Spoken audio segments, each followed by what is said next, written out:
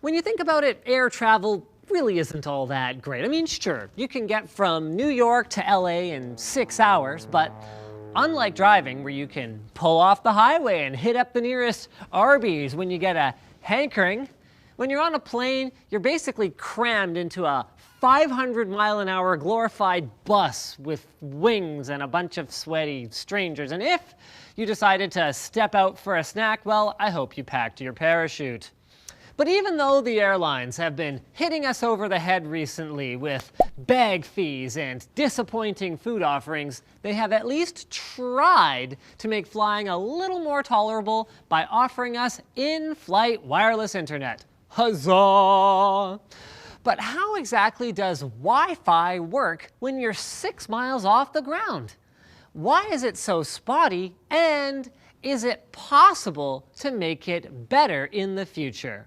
Well, when in-flight Wi-Fi first became a thing in the early to mid-2000s, it usually worked by beaming an internet connection to a transponder attached to the plane using satellites, similar to how folks in rural areas without cable, DSL, or fiber infrastructure use satellite dishes to get online.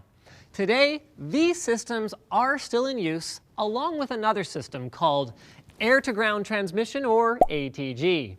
This takes the form of towers, similar to cell phone towers, which have the advantage of being a lot cheaper than satellite internet, but they obviously only work over land. I haven't seen any floating cell phone towers on open barges yet. And there are other disadvantages too. Not only do these towers suffer from geographical restrictions, but the service they provide can be painfully slow, as anyone who's ever tried to stream anything on a plane probably knows.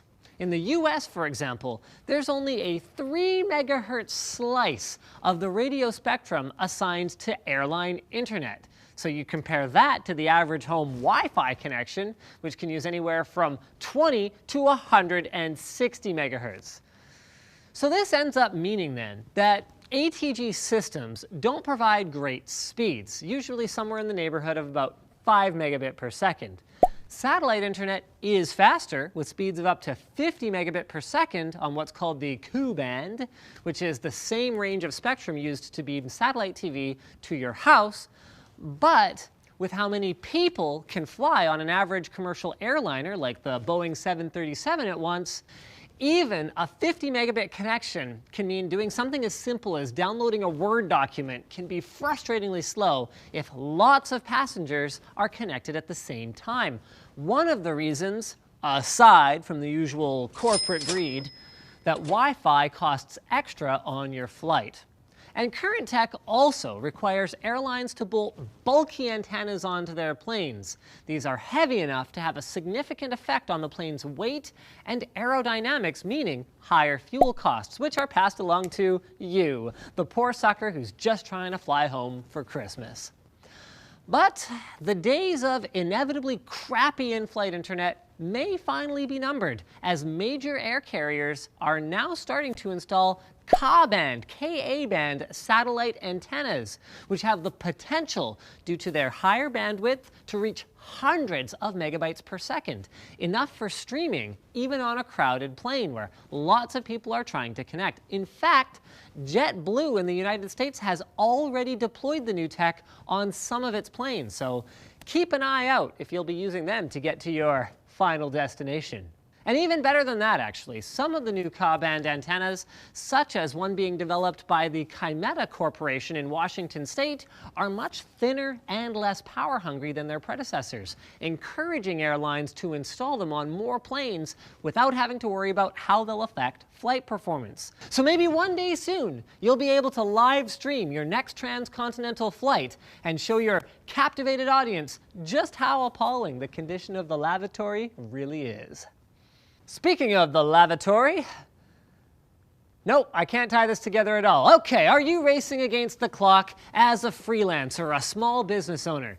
It's challenging, yes, but with the growth of the internet, there's never been more opportunities for the self-employed, and to help meet this need of all these small entrepreneurs everywhere, FreshBooks is excited to announce an all-new version of their cloud accounting software. It's been redesigned for the way you work. It's the simplest and easiest way to be more productive, more organized, and freaking most importantly, especially when you're starting up, to get paid quickly. You can create and send professional-looking invoices in less than 30 seconds. You can set up online payments with just a couple of clicks to get paid up to 4 days faster, which can be the freaking difference. And you can even see when your client has seen your invoice to put an end to all those guessing games. So FreshBooks is offering a 30-day unrestricted free trial to our viewers, and all you got to do to claim it is head over to freshbooks.com/techquickie, linked in the video description, and put TechQuickie in the How Did You Hear About Us section.